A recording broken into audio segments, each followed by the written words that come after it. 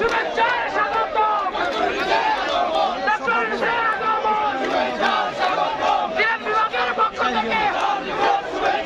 ইউনূস বক্তব্য দিয়েছেন, আপনি যারা শুনেছেন কিনা?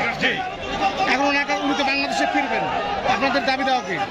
আমরা এখানে এসেছি ডক্টর ইউনূসকে বাংলাদেশ জাতীয়তাবাদী দল এবং কারণ সংগঠনের পক্ষ থেকে শুভেচ্ছা জানাতে এবং স্বাগতম জানাতে।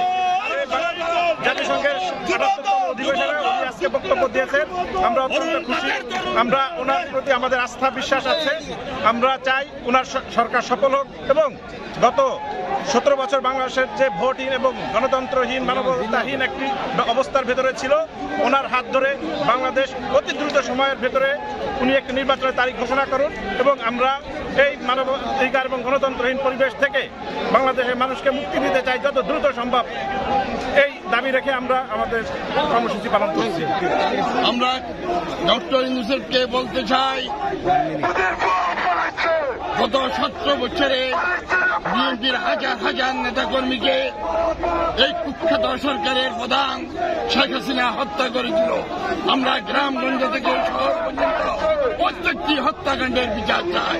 আপনি যদি না করতে পারেন, আগামী দিনে জনসাধারণের নির্বাচনে যে সরকার বাংলাদেশে ক্ষমতা গ্রহণ করবে, আমরা সেই জনগণের কাছে আবেদন জানাই, বিএনপির নেতৃত্বে ইনশাআল্লাহ সরকার গঠন করবে।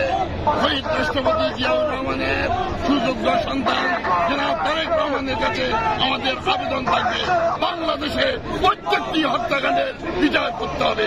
বাংলাদেশ জিন্দাবাদ, বাংলাদেশ জাতীয়তাবাদী দল জিন্দাবাদ, যুক্তরাষ্ট্র বিএনপি জিন্দাবাদ।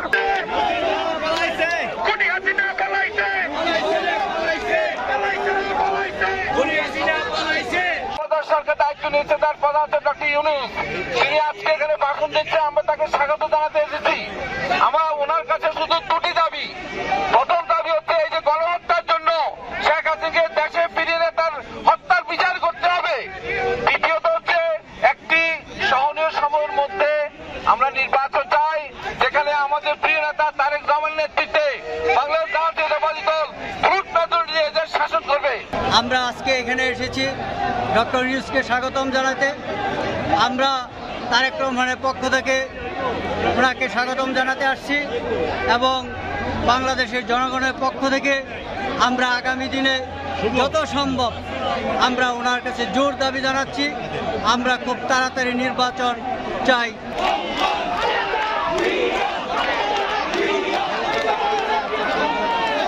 আমি ডাক্তার ইউনূস সাহেবকে যতটুকু চিনি, উনি একজন নির্লোভ মানুষ। ওনার রাজনৈতিক পদবি কিংবা প্রধানমন্ত্রী প্রেসিডেন্ট হওয়ার মতো কোনো ইচ্ছে ওনার নাই। আমি বিশ্বাস করি উনি যেই সময় বাংলাদেশের হাল ধরেছেন, যেই সময় উনি এগিয়ে এসেছেন, উনি বাংলাদেশের আগামী ২০০ বছর বাংলাদেশ ওনাকে মনে রাখবে। ওই প্রকৃতির এক সংস্কারের মাধ্যমে উনি একটি সঠিক সুন্দর সকল দলের অংশগ্রহণে একটি নির্বাচন দিয়ে উনি সারা জীবন আমাদের মাঝে মহানায়ক হিসেবে থাকবেন। আপনাদের উপর তারেক রহমানের নির্দেশনা কি? আমাদের উপর আমাদের দেশ নায়ক তারেক রহমান সাহেব বলেছেন, আমরা ওনাকে আমেরিকাতে আসলে ওনাকে যেন আমরা সর্বোচ্চ সম্মান দিই, আমরা সর্বোচ্চ ওনার সাথে আনন্দঘন মুহূর্ত সময় ব্যয় করি এবং আমাদের দলের কার্যক্রম সবকিছু যেন ওনার মাধ্যমে উনি যেভাবে যতদিন থাকে ততদিন আমরা সক্রিয় থাকি। আর কিছু চাওয়ার আছে?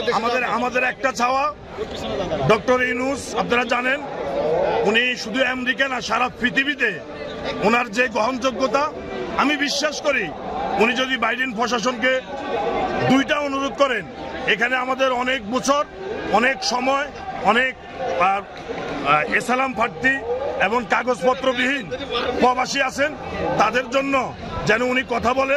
এটা হলো নাম্বার 1। নাম্বার 2 হলো বাংলাদেশে বিগত দিনগুলোতে প্রবাসীদেরকে কোনো মূল্যায়ন করা হয়নি। আমি বিশ্বাস করি উনি কাজ শুরু করে দিয়েছেন। সকল প্রবাসীকে সম্মানজনক অবস্থায় এয়ারপোর্ট থেকে শুরু করে প্রবাসীদের পরিবারকে সর্বাধিক সহযোগিতা করার জন্য ওনার উদ্যোগ উনি উদ্যোগ নেবেন এবং এটা আমাদের প্রবাসীদের পক্ষ থেকে বিশ্বাস। আমরা দেখেছি বাংলাদেশের স্বাধীনতা যুদ্ধ থেকে শুরু করে কুখ্যাত এরশাদ বিরোধী স্বৈরাচার এরশাদ বিরোধী আন্দোলন থেকে শুরু করে আজকে এই কুখ্যাত খুনি হাসিনা এই যে বিগত দিনগুলোতে দেশকে একটা রাষ্ট্রকে যেভাবে সে ভঙ্গুর রাষ্ট্র হিসাবে পরিণত করেছে, খুন করেছে, কিল করেছে, একমাত্র প্রবাসীরাই ইউনাইটেড নেশন, জাতিসংঘ সহ বিভিন্ন পর্যায়ে মেইন স্ট্রিমে প্রবাসীরা আন্দোলন করে যাচ্ছে। এটা প্রবাসীরা দাবিদার যে তাদের জন্য সংরক্ষিত একটা আসন রাখা উচিত।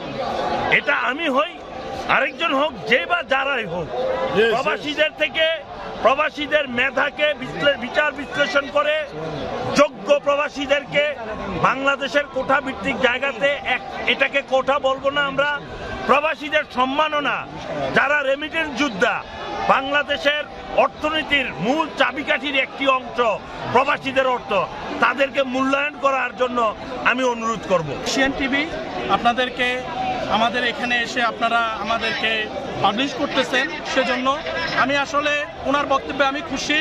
এবং আমি ওনার বক্তব্যে উনি অনেকগুলো বিশ্লেষণ করা যায়, যেমন উনি ছাত্রদের কৃতিত্ব দিয়েছেন, কিন্তু উনি পাশাপাশি সারা পৃথিবীতে প্রবাসী বাংলাদেশিরা বিক্ষোভে ফেটে পড়ছে তিনি একবারও উল্লেখ করেন নাই। বাংলাদেশে শেখ হাসিনা পলায়নের ক্ষেত্রে শুধু ছাত্রদের ভূমিকা ছিল না, সেইখানে দলের ভূমিকা ছিল, এবং সারা পৃথিবীতে আমাদের মতো খেটে খাওয়া শ্রমিকরা রাজপথে আন্দোলন করেছে। যুক্তরাষ্ট্র মিডল ইস্টে তারা জানে তারা মিছিল করলে রাজপথে তাদেরকে বাংলাদেশে ব্যাক করে দেবে, তাদেরকে জেলে নিবে, কিন্তু তারা হাসিনা বিরোধী বিক্ষোভে ফেটে পড়েছে। কিন্তু আজকে বাংলাদেশে একটা কথাই বলা হয় যে শুধু ছাত্রদের কৃতিত্ব, সেখানে শুধু ছাত্রদের কৃতিত্ব ছিল না, প্রবাসীদেরও কৃতিত্ব ছিল, দলীয় কৃতিত্ব ছিল। আমি চাই ডক্টর ইউনূসের মাধ্যমে সেই কৃতিত্বটা অন্তত ফুটে উঠুক।